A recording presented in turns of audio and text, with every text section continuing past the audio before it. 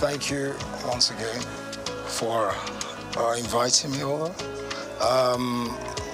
What would I say? Just doing a lot of wonderful things all over the world, working towards development of humanity in the areas of most especially sports development, football management, football administration, and other businesses I'm involved in. So that's what I've been up to.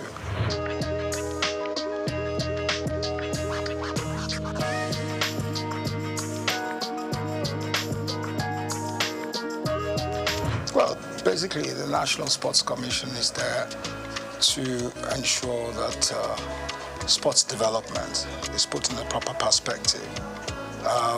There are a lot of papers, a lot of policy papers, a lot of things that have been put in place. So they need to go into it, look at it, and structure something positive out for the development of sports in the country. I'm sure they have all what it takes to do it, and the zeal and the power to go ahead and put those things in place. So that's basically what they need to do. How the implementation is key. And I know, well, one way or the other, they should have the wherewithal to do it. So I wish them all the best.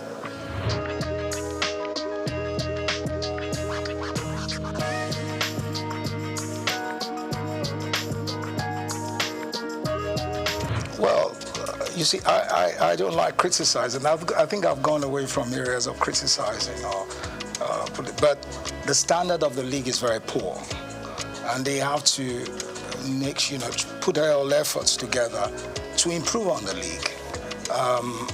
Also, the technicalities of the game, the manpower. We have to, we're still doing what we practiced 15 to 10 years ago, so it's not changed. So all those things have to change. We have to go away from the mediocre ways of running the game and put in more investment in development of the game itself. In the clubs have to be, it's so sad that we in Nigeria prefer to watch the Premier League compared to the Nigerian Premier League. It's a sad story. I remember 40 years ago, you could go to the stadium and watch our local, amateur league, and there were standards. So there's no reason why we can't bring that back. It's the wherewithal, the willpower to do it, and the stem from, having to go away from the area of mediocrity, where we bring in professionalism. We have the people that can do it, without any doubt.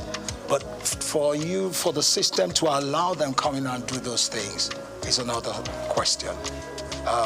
How that is going to be done, we've talked about it for many years, but nothing has been done about it. I pray and I hope someday they'll put up the proper perspective and the willpower to do those things.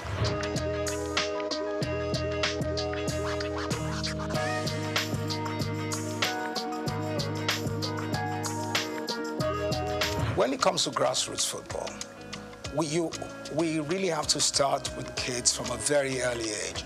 We must have we have to start with them from age 5 to 16, to 18, to 20. So you have to have a sequence, a system where you build around from the very younger ones, and you have a uniform structure. Number one, we have to identify the kind of football we want to play in Nigeria, our type of throw, our ethos, what we want to play. And then we can now imbibe that, put it in our kids from a very early age. So from age 5, you go under 5 to under 8, under 8 to under 12, under 12 to under 16, under 16 to under 18. You have those structures in place, and it's spread around the nation. Now, where it's not the under 5 or under 18, where you put a 20-year-old or 25-year-old. We have to have a system where those kids are registered and we can monitor them from a very early age. You understand me? Where we don't cheat, where we bring in the right age and we train them to perform at different age group levels. And going into from there and then going into the national sides, so we can start playing the under 10, under 15, or under 16, under 18. You understand me? So those structures have to be in place, which we don't have today. There must be uniformity. You understand? So If we can do that in the future, we will progress. But there must be a system in place. We must have coaches that have been trained to work with the kids from that very early age. And those coaches are trained within the system, within the Nigerian Football Federation, and then they're sent out to work with those children all over the nation. The football academies we have today are only out to sell players. You understand me? So what I'm saying here is where we have, I'm not saying academies shouldn't sell players or not. Those players in the academies, if we have uniformity, should be playing in the league. And then we must have a cap where we say, look, until you're a certain age, you can't leave the country. You must play in that league because we've invested in you. We've invested in those kids. So maybe they will have to play till they're 20 or 18 or 19 where they can now go out, you understand, to play abroad. But there must be a structure in place and there must be laws guiding it. That's the only way we can excel.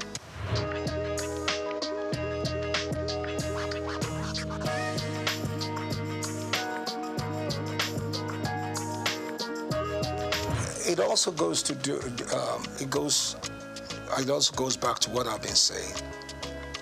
The girls, the female team in Nigeria today, I believe the girls, I call them girls or ladies, are the ones that will ever win the World Cup first. They got the capacity, they got the women football, they can win the World Cup. They've got what it takes. But then it now goes back to our attitude and the corruption in the system. You understand me?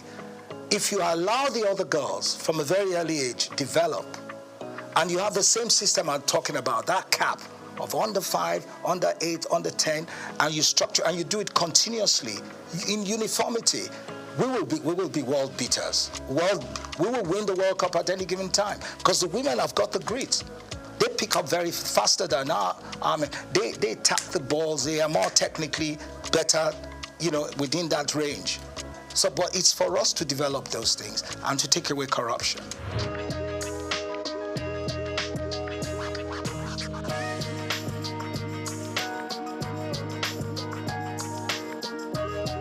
First, when we talk about indigenous coaches, what coaches do we have?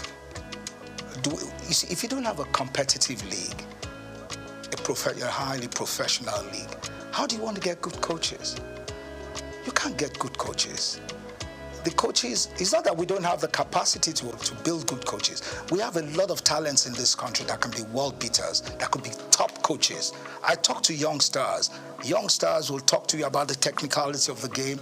They're very bright. Even my son, when he talks to me about football, I think he knows the game better than I do today. The technicalities of the game, you understand me? The formations, how players play back and forth. It's because you've given them the exposure. And we need to give our young stars that exposure. We need to develop them. That's what we're not doing. We have to invest in them. But for now, we have not done that. And what we're doing today is those bunch of coaches we have are not good enough to run the national team at that level of competition. I have one or two of them in America that are sound. They're there. But how many of them can you bring into the system? You understand me? Our local coaches, we need... National Institute of Sports. Now, please, let's forget about the National Institute of Sports. That, I use a word, it's been alamalized. That's a very poor system. It has nothing, we have nothing there. I'm serious. I'm not running anything. Our National Sports Institute is a disgrace. So we shouldn't be talking about that. Yeah. If you want to talk about a National Sports Institute, then you go to Australia and other countries and you see what it is. You see the standards. We don't have those things. Ours is archaic. Is it beyond redemption? There's nothing beyond redemption. It can be, we can work on it. We can develop it. We'll just have a time frame, work around it. See, there's nothing we cannot do in this country. We got everything possible to do it. It's the wherewithal. Do we have that mindset to do it? Are we ready for it? Those are the things we have to look at. Or do we want to continue with our mediocrity? But really, sincerely speaking, there's nothing impossible. We can do anything here. We've got great youngsters. We have to remove all this old, archaic way of thinking and then bring in a more modern, professional approach to things. So that's it.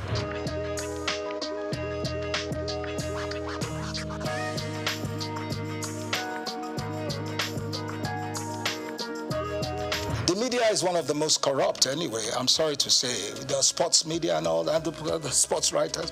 I worked in the system, I know how corrupt they are. Majority of them are corrupt. I'm saying it. They can challenge me, but it's the truth. Until we get rid of all those things, where our boys go and collect envelopes to write or favor people, we're not going to get anywhere.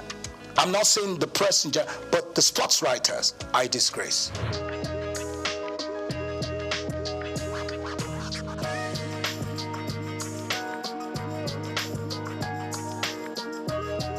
See, the supporters club is not going to do anything or develop football. This is just to travel, get things. Oh, it's fine. It's good to have fans. But what has that got to do with football development? Nothing. Supporters club is not going to do anything. They're playing their own politics. You understand me? They want to travel. That's it. Travel around the world, do things. But is that part of football development? That is not football development. So let's leave that aside. We're talking about the professional, the technicalities, what it takes to develop national sides or a proper league. Then the supporters club has nothing to do with it. Do you see, how many people do you see at stadiums in Nigeria instead of watching football? Scanty, there's nothing.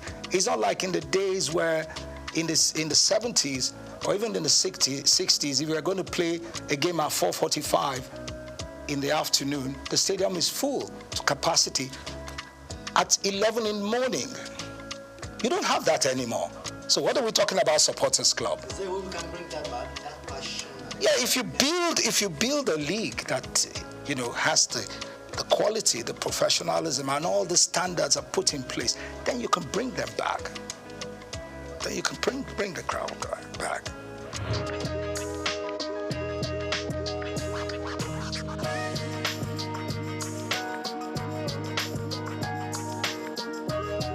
I think it's very unfair to call it lesser sports. All sports are tops. Yeah, it's very wrong to call them. They're top sports.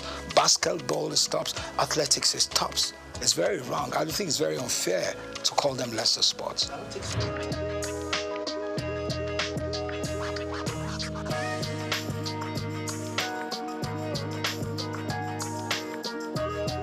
See, bottom line is the politics, the greed. You understand me? We have top talented basketball players all over the world.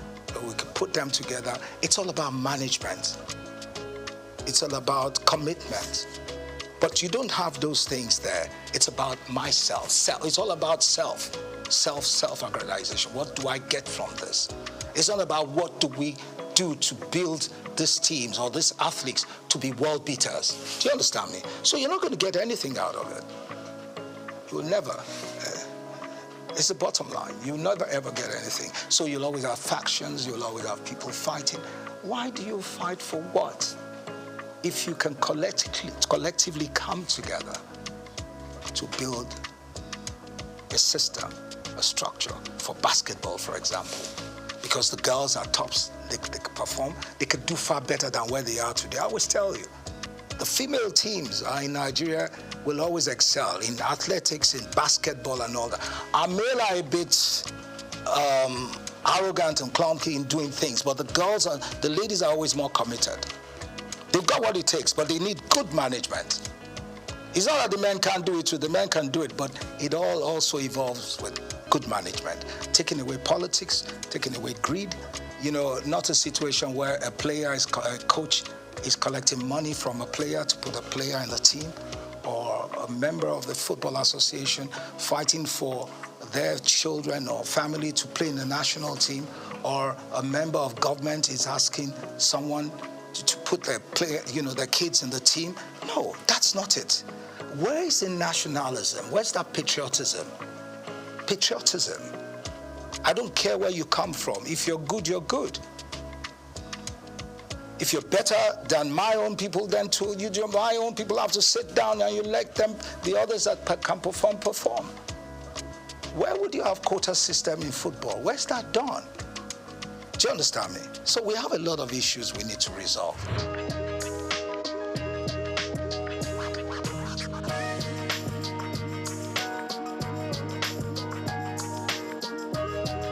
Well, what do you expect? The athletes themselves are far more successful and and far more exposed than the administrators. So the administrators obviously are always envious of those ones, and they make life difficult for them. Do you understand me? Where you have people that are not competent enough running a system, people that are not exposed, that haven't got the professional ethics to run the thing, that's what you get. Then the greed aspect, which is a standard norm for us in this country. Greed. Where people believe athletics is only, you being a member of the Athletics Federation is all about traveling. You understand me? He wants to travel, she wants to travel. She wants to be in the, what do you call them, in the group of people that are going away. See, you can never get no results. They're all fighting to get something. And then they don't care about the athletes. They want to be in a delegation that is going to travel. Do you understand me? So that's basically it. They're not interested in the development. They haven't got the zeal. You understand me, sir? So once you don't have those things, you can never get anything right.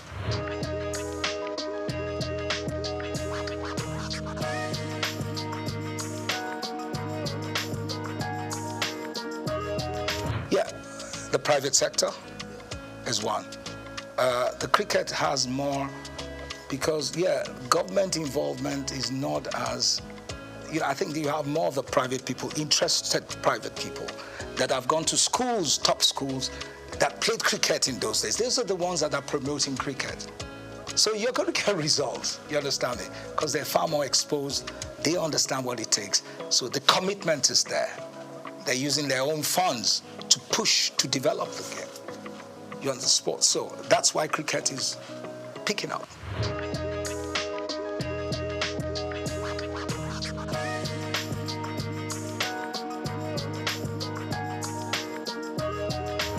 Oh, you mean the National Sports Festival? I think for now we don't really need that. We need to do more with the private sector. I think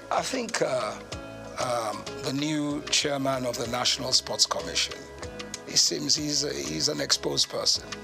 I think he's got to sit right and see how he can profile solutions to these things and change the course of. He's got what it takes to do it. He just has to come out of that shell, come out of that darkness. I'll call it darkness, and come into real light. I think he has it. But National Sports Festival, I don't think we're ready. We really need that now. We need to do more with youth development programs. You see, a National Sports Festival in those days was more interesting because you had more schools, inter-school sports. And that is where the best athletes came from. We don't have that anymore. So first we need to build the school sports, schools, athletics and all that, build it to a standard and then go into national sports festivals. For now, we don't have that. And I think the National Sports Commission has to look into that, how they can work with the Ministry of Education and see how they can build that again. School sports. That's where you get the best. In those days, the best athletes. We knew those that will run, that will actually participate and run for Nigeria. We knew the ones that will do high jump, long jump, triple jump. We knew them, both male and females, from secondary school. You don't have that anymore. So where did they come from? Nowhere. So you have, like in those days where some schools will go and get mercenaries, pay for them to come and run. That's what you get today. So it's corrupt. Now, the Sports Commission has to work on that. It has to change it. And I know they can do it. They just need to sit back and look at how they will change the course of things.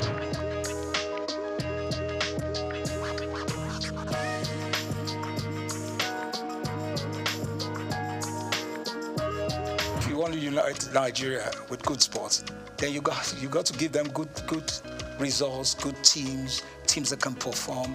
You understand me? In the process of winning competitions, or they have a team, or they have teams that have got the quality that can move the nation, then you unite. Everybody wants to watch good football. Everybody wants to see a great athlete running. You want to see a good high jumper performing at the best. When you see that, it draws everybody together. If you have a good national team that plays excellent football, look, in Nigeria, when you look at our team, the 94 team. We were the 5th in world ranking. You were talking about ranking, which I don't really. When we really had a good ranking, we were number 5 in the world. The 94 team was number 5. The World Cup 94, we were rated as the 5th best team in the world. And you look at the style of football we played. We developed our own style of football, took it to the world, and we were respected. We don't do that anymore. We have to have an identity. You understand me? Our footballers are not the best. We're good, we're very athletic, we're strong, we're physical. You understand me? We've got to build that kind of football. We are not as technical when it comes to techniques and all that, like the Europeans. But when it comes to the physicality, you understand me, we're better. When it comes to the physicality, the mental strength, we have it. So you have to build around that. You're putting a bit of technical things there, but the main issues is we got to have the muscles, the strength to run any team down. That's the kind of football we should play. We're playing lazy football now. We have to play what we played then, where we run any team down. We can play 2-3 hours non-stop. We never get tired. We don't have that anymore. We can't even string passes. We can't play 2 against 4, 3 against. We don't do it anymore. We're lazy. It's got to do with the kind of coach. It's not only the coach. Yeah, the coach and then the association, the federation. They don't have a vision. You have to know what you want to present to the world. It's like any other top team in the world. In Real Madrid, Barcelona, they have their own type ethos, their own style of football. And this is what they sell to the world. We don't even know what we're doing. We have to have what it takes to sell to the world. This is what we want to do. This is how we can perform. This is a style we're going to play. And that style we believe in. And then we build the youngsters from very early to play that same type of football. We have the manual that we can work with. Uniformity. Simple. That's it.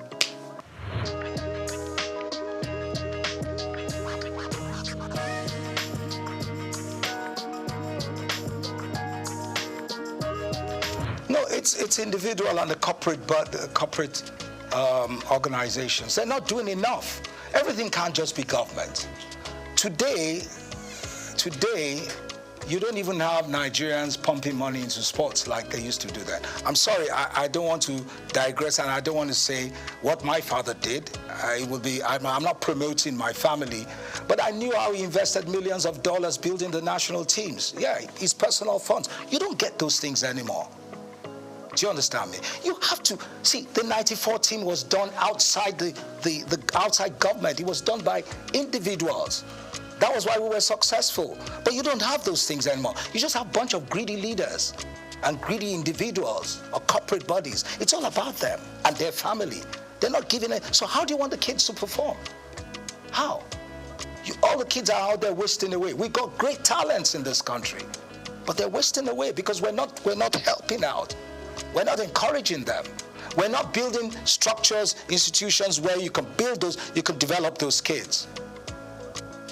Yeah. So they're on the street doing yahoo, doing all sorts of stupid things. Yeah. Because there's no competition. There's nothing to draw their attention. You understand me? Until we do those things, we can never ever change. We can't get it right.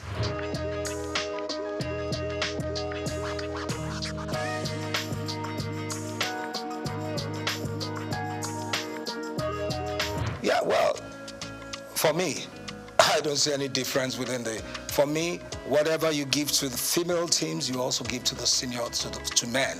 Because our team, our female team, at the world ranking today, we're tops, we're recognized. So you have to also allow, but for men, anywhere in the world, men always have an advantage.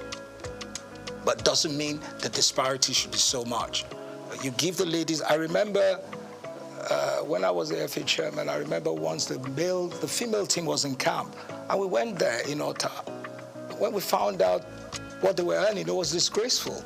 It couldn't buy their, I'm sorry to say that, what you ladies use, your pads, you couldn't even buy it. I had to tell them, these are women. Why are you treating them like rubbish? They have to be looked after. Because they're going to need more of those systems because you have more wastage than men. Don't let me go into what I'm saying, but I understand. So the women have to be well taken care of. Yeah, simple. So you've got to give them what it takes. Strike a balance. You have to strike a balance.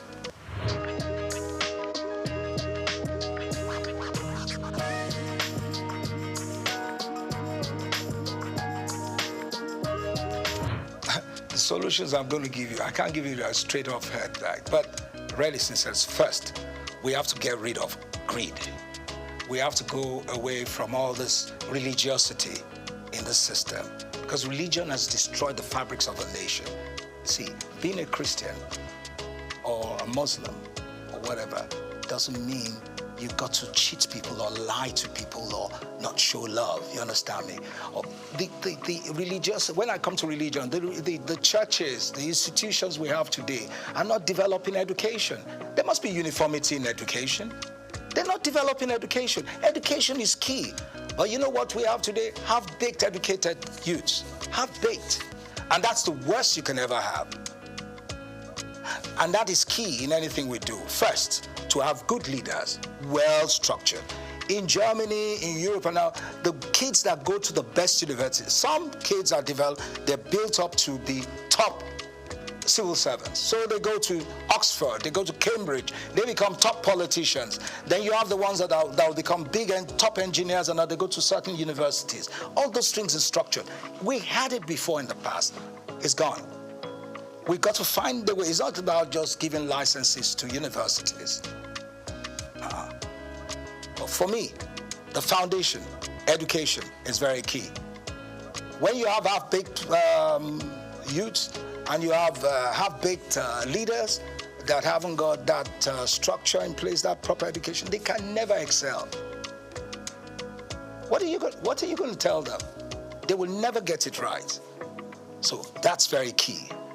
Now, when you talk about policies, who are the ones that are going to put the policy papers together if they're half-baked? Because you need policy papers, you need to have a better understanding of your environment, of the society. You have to have a better understanding of how the society will grow. So if you don't have that in mind, you can never develop. So you need those things to make the nation change. I'm just giving it in a nutshell.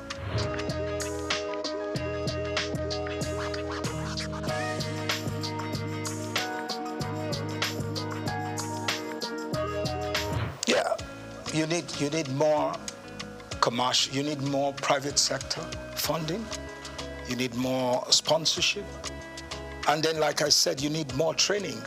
You need to train your coaches.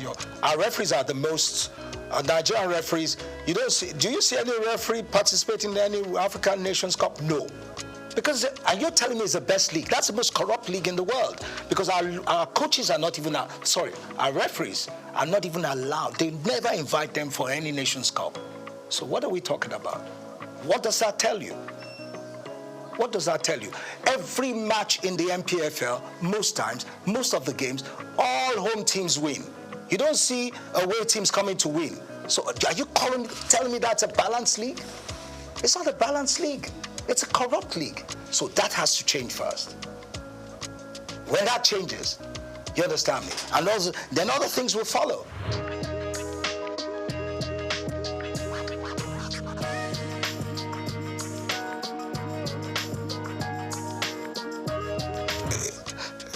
You see, you have the National Olympic Committee that is run, by the private sector and government. Now you need to get the right people in the private sector to come in there to work with some people in government, people that have got the wherewithal, that got the financial muscle and the commitment to do those things.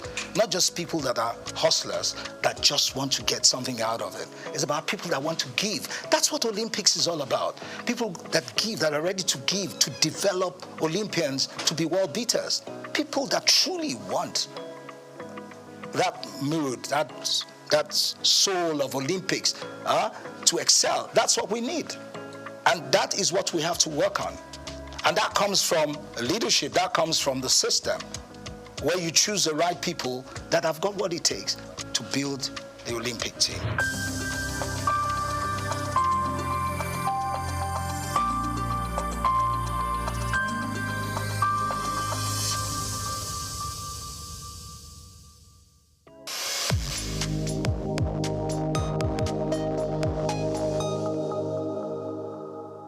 At the Africa Development Studies Center, ADSC, we are committed to driving sustainable growth and development across Africa through innovative training and research. Our mission, empowering leaders, policymakers, and professionals with the tools they need to create lasting change. With customized training, dynamic research programs, and study exchanges on leadership, management, and other critical development topics, ADSC offers a platform for exchanging cutting-edge ideas and global best practices. We provide comprehensive services in research and consultancy, capacity building and training, education programs, publishing and knowledge sharing. Our esteemed faculty, composed of seasoned experts and researchers, ensures a learning experience that is insightful and practical.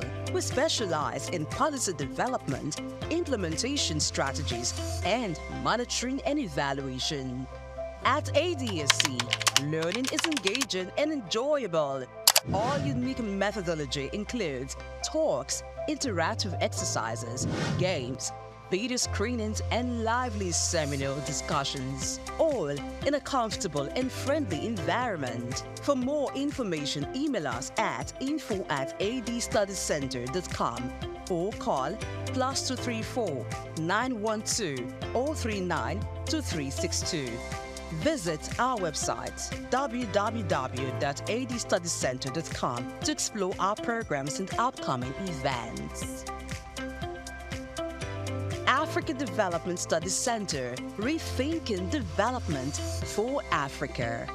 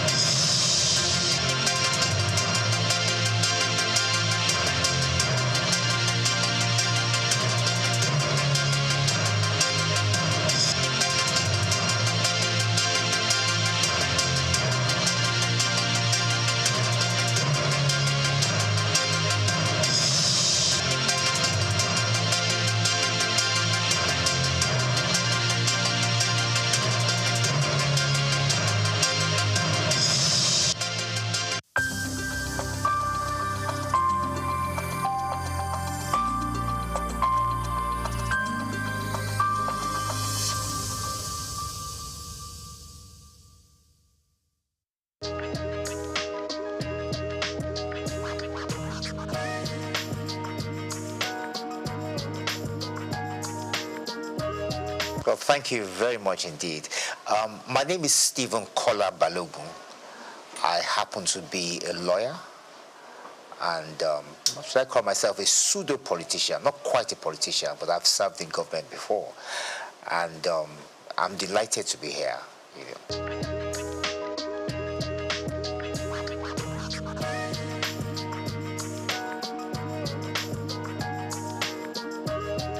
Well, thank you very much. Well, yes,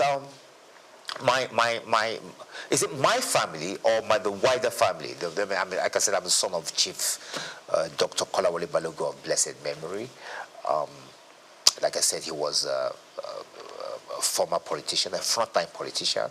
He was the General Secretary of the National Council of Nigeria and the Cameroons, later National Council of Nigerian Citizens. He was the General Secretary of that party for about 8 years. From there, he was appointed by SOUQ to become a federal minister. He was initially a federal minister without portfolio. Consequently, after that, he became acting minister for labor, social services, and then he became Nigeria's first federal minister for information in 1956. He held that portfolio to 1958. Thereafter, he resigned from government. He had disagreement with the party. And Tafawa Balewa felt that he was a useful politician that could be sent to Ghana. and he went to Ghana to find out what was Ghana was a bit ahead of us in terms of politics at the time. And I think it's fair to say they got independence just before us. And Nkrumah, Tafawa Balewa wanted someone to understudy to find out what we're doing. So he sent Kola Balogun there. Initially, he was commissioner, and later, when we gained independence in 1960, he became high commissioner. Shortly after that, when we became independent, he yearned to come home. He wanted to take part in the new political atmosphere at the time. He asked the Prime Minister to relieve him, to let him come back, and he did come back home. And immediately he took up the position of being chairman of the National Shipping Line. That was the position he held on to until the military struck in 1966. But even then, when the military did strike in 1966, he still continued. I think General Adebayo of blessed memory invited him to join his cabinet, and he served as a commissioner for about 3 years or more. I think he was commissioner for health and was commissioner for education. Later, he also became chairman of the sketch group of companies as well. And that was about it. I think after his stint in government, he decided to go and do a PhD at the University of Ibadan. And then he went back into private legal practice. And then he started this agitation for the creation of Osun State. He and a few others set up the movement. He was the chairman of the movement. And then to the glory of God, in 1991, Osun State was created. And that's it. Tell us about mommy. Well, yes, my mother. Well, in those days, the women weren't not so much in the forefront, But my mother has been my bedrock. She stood by me, and she has backed me in most of the things I've set out to do, And she's still alive. She's 89 this year, and she's still doing well, and she's still and your wife and strong. The kids? Yes, my children. Yes, I have 3 girls, 3 daughters. My oldest is 31. She studied at King's College London. She did reasonably well. She got a 7th class upper. Proud of her. She's an art curator today. And I have twin girls as well who are also in university now, that they haven't graduated yet. One of them is in Oxford University. She's studying history and politics. And the other is in Cambridge University. She's studying human, social, and political sciences. So, yeah.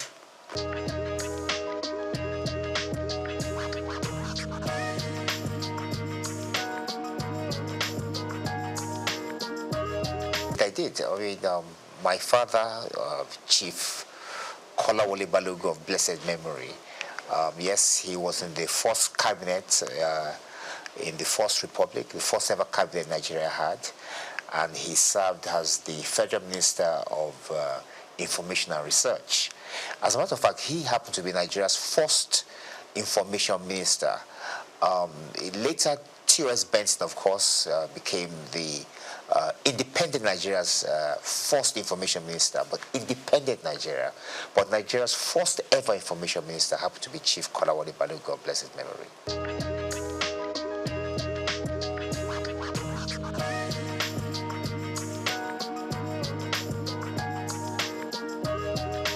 No, I didn't. I took an opposite route from my father. My father went into politics immediately after he finished his education, and then he now ventured into law a little bit later. I decided to look at things differently. I thought that after academics I should practice law a bit, and that's what I've been doing.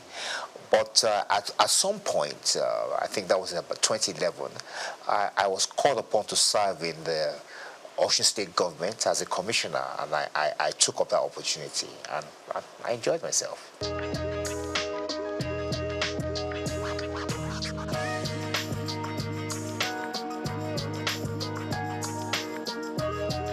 Well, I am in the sense that I'm 65 years old now, and I think it's fair to say that we belong to well, I would say the first set, but one of those who benefited from Nigerian education. I schooled here. I went to secondary school in the West. I went to the University of Ife, went to the Nigerian Law School. And I think it's fair to say that all the schools at that time were of high quality, produced top quality students who went on to make names for themselves, not just here in Nigeria, but also abroad. I think we still do that now, even though the standard of education has dropped. The sad thing about it is that Nigeria could have been a lot better in terms of the potential, because Nigeria does have a lot of potential. We do have very brilliant young men and women, and I just think that if we had invested more in education, that we could have, the sky would have been the limit, actually.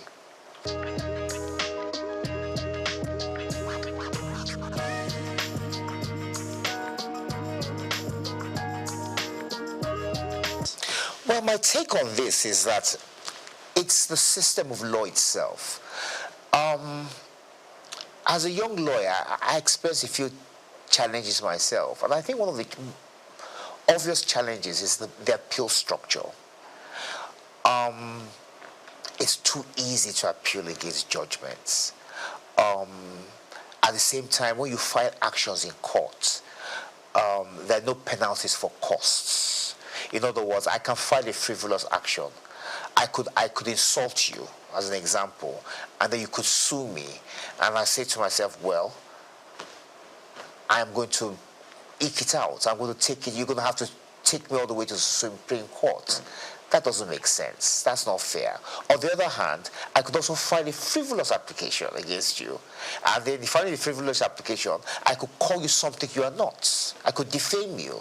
And in so doing, you expect at least that once you prove your case, that I will be made to pay the penalties for filing frivolous applications. But that doesn't happen. And then, of course, the conditions of the judges. I mean, the judges are still writing longhand. They do trials, they sit there, they listen to witnesses, give evidence, and they have to write all these things down longhand. So there's so many challenges that has hampered the progress of law. And there hasn't been enough investment, I must say.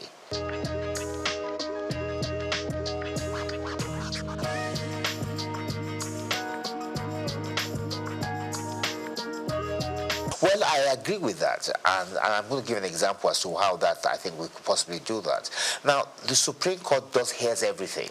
It's the final court in Nigeria, so they're going to hear issues related to criminal law, civil matters, constitutional matters, as you know, all these matters that's got to do with elections, so on and so forth. As a matter of fact, when we have an election cycle, the legal system slows down because the judges are hampered.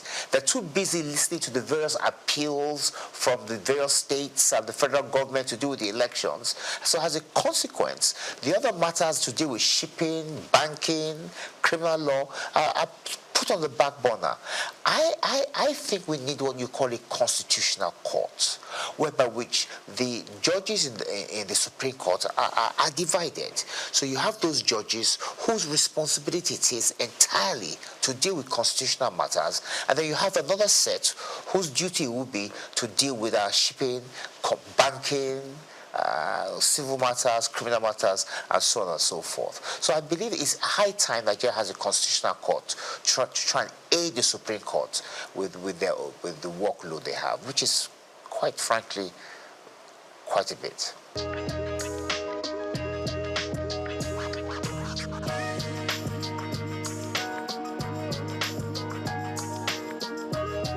Well, Nigerians, with respect, are very brilliant, very intelligent, and they are very aware.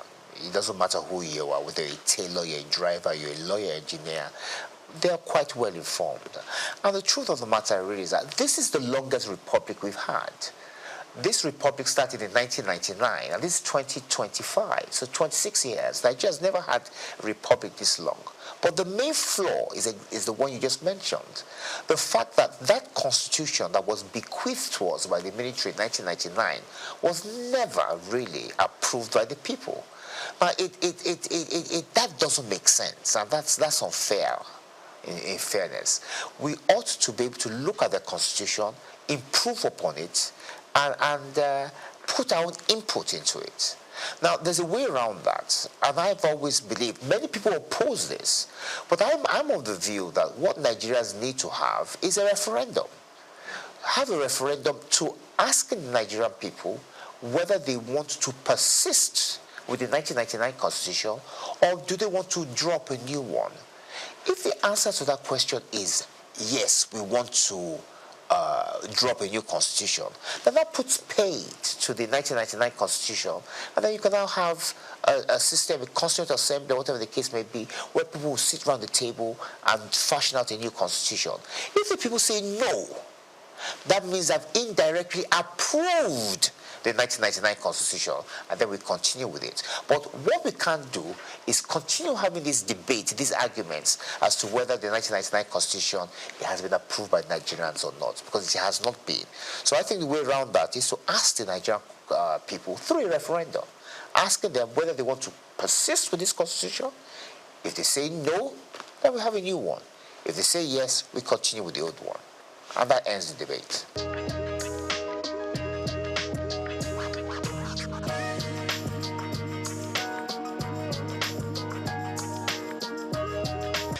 Every system has its merits. Every system has its advantages and disadvantages. To some extent, the presidential system of government has its advantage. It has the advantage in the sense that it has brought government nearer to the people. So the people of Osun, from where I'm from, for instance, now, have their own state. Same thing can be said, it's been replicated across the country. However, the drawbacks, the disadvantage is the fact that it's extremely expensive. Now, look at Nigeria, for instance, now. We have 36 state governments. So that means we have 36 governments in Nigeria. If you add the government of Abuja, if you add the federal government, that's 38. Now, each one of these governments have some form of legislature, judiciary, an executive as well, local government, civil service. It's too expensive. Look, in America, where we borrowed this system from, the states came together to form a union. This is totally different. We are doing it the opposite way. So we've had a structure that we're now going back. So at the end of the day, many of these state governments are still dependent on the federal government. And as a consequence, the kind of progress we ought to be making, we're not quite making it. So I personally, and this is a personal view because others would disagree, I would prefer that we reduce the size of government by having some kind of regional structure. And I believe that that will reduce the burden of governments. And if we can reduce the burdens of government, we can use this money to do many other things. And I also think it will also improve standards as well. Not just standards of government or parliamentary standards or whatever the case may be, but there'll be less people involved in the political system. And that would help us a great deal.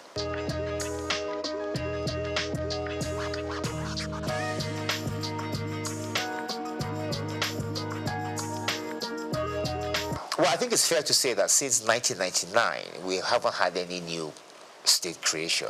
I know there's been agitation for the creation of states, but there hasn't been any.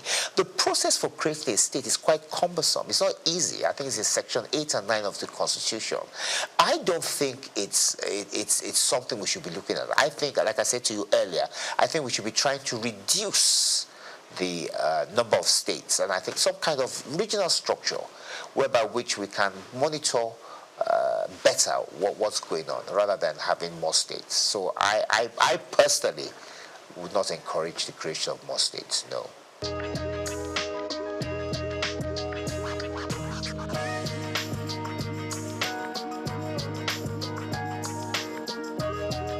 In the 1950s, we had 3 regions, if I'm correct. Those regions were the West, the East, and the North. We had the colony of Lagos, but if I'm right, I think it was the Macpherson Constitution, I think it is, I'm not too sure, that now put Lagos under the Western region. Now, when Lagos was placed under the Western region, lots of people were not happy about that. I remember my father was in the NCNC. The NCNC people were not particularly pleased neither were the NPC. Because they felt that Lagos belonged to everybody. Like I said, lots of people from different walks of life, different tribes, different backgrounds, and all schooled. I mean, Zik schooled in Lagos. He went to MBHS. So it was the issue was sent to London to arbitrate. I think it was Oliver Littleton that arbitrated over the matter. And it was decided that Lagos should stand on its own, that Lagos should not be merged with any of the regions. And that was how Lagos was able to free itself from the shackles of the Western region. It's fair to say that the position of the NCNC was actually argued in London by my father. That's why I'm quite familiar with this. But talking about Lagos, when the military, after that, we had what you called a minister for Lagos. I think there was Ribadu, and I think there was one other person, but I think it was Yaradua, not the same Yaradua, but his father. And then later after that, when the military struck, they created the state of Lagos. So the issue of giving Lagos special status has more or less been taken over by events. Lagos is a state, and as a state, it's still home to different people with different backgrounds, from different tribes, and it's thriving. I think it's fair to say that Lagos is probably the most prosperous state in the country. And it's just a question of its continuing with good governance and improving the strides they have made.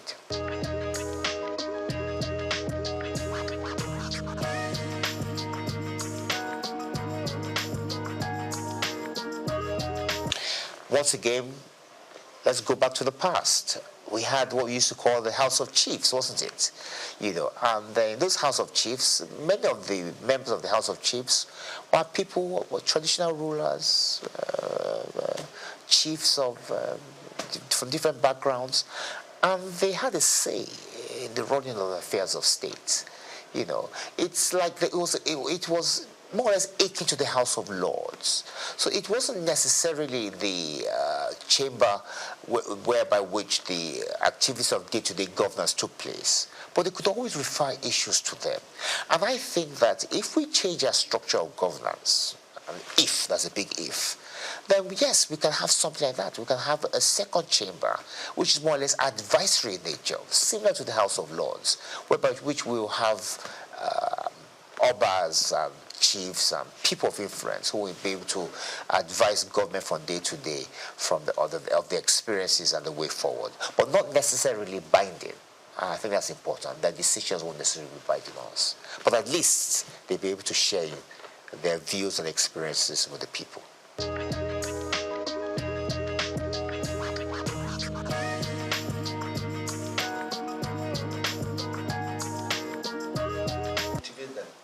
That's a big issue. I was commissioner for youth in Osun about 10 years ago under Rauf Aregbesola, and it was an issue we took quite seriously. In Osun State, we had quite a number of youths who were unemployed, and the governor thought, what can I possibly do to give them something to do, to keep them employed? So he created what we call the Osun State Youth Empowerment Scheme. Now, under the State Youth Empowerment Scheme, unemployed youths were given particular tasks in state. Help us sweep the roads. Some were part-time lecturers. Some were doing all sorts of things. They were given a stipend. It wasn't a full-blown salary. Or the salary, although the stipend was enough to keep them to be able to buy things, to be able to buy themselves drinks and food, and kept them occupied until they could find themselves a job. And I think the federal government could follow that kind of scheme, set up a youth empowerment scheme whereby which unemployed youths are given things to do. There's so many things that need to be done in Nigeria. There's so many gaps whereby which the youths can help do that. In the interim, while they find themselves something more gainful or something more permanent. So it's a question, it's for government to do. It's for government to think of a way of helping out the youths. And of course, there should be partnerships, a partnership between the government and private enterprise to try and encourage them to take on more of our youths, and not necessarily those who have schooled abroad, who they think are probably the best in terms of employment. No, we have many here who can do a good job as well.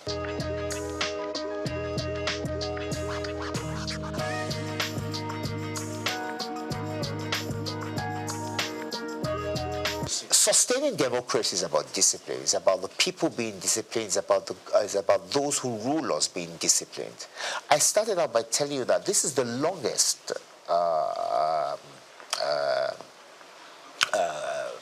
government we've had. It's the longest republic we've had. We've had democracy now since 1999, 26 years. If you go back to the days of independence, there's been no republic that has been this long. So it shows that the people have embraced democracy. They've come to it's part of us now. They've come to enjoy it. Yes, there are hiccups in terms of the fact that we could do a lot better in terms of how we implement things. But in terms of the people yearning for democracy and imbibing it, I think we've done very well. And what we just need to do is just to try and perfect it.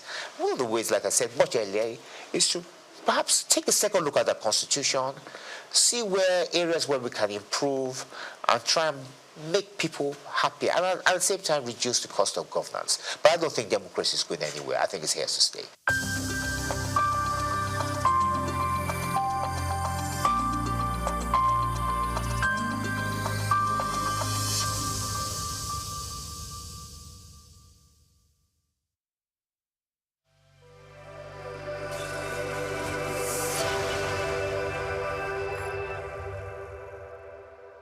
The National Theatre, Igomu, built during the military regime of Olusegun Obasanjo and finished in the time for the Second World Festival of Black Arts and Culture, FESTAC, in 1977.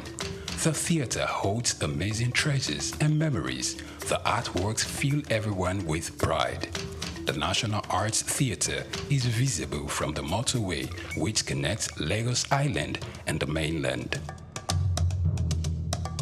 The National Theatre is packed with the artworks of a legendary contemporary Nigerian artist, stained glass walls by Yusuf Grillo, sculptures and murals by Lamidi Fakeye, Erabo Emopai, and many others.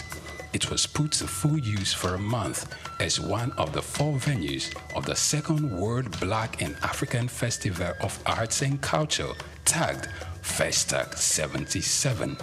The complex hosted 16,000 participants from 56 African countries and the diaspora in an unprecedented showcase of African music, fine art, literature, drama, dance, and religion. The National Art Theatre was built and designed by Techno Experts Troll, a Bulgarian company mirroring the Palace of Culture and Sports in Varna, Bulgaria. Completed in 1976, the building is one of the largest and most beautiful of its kind on the African continent.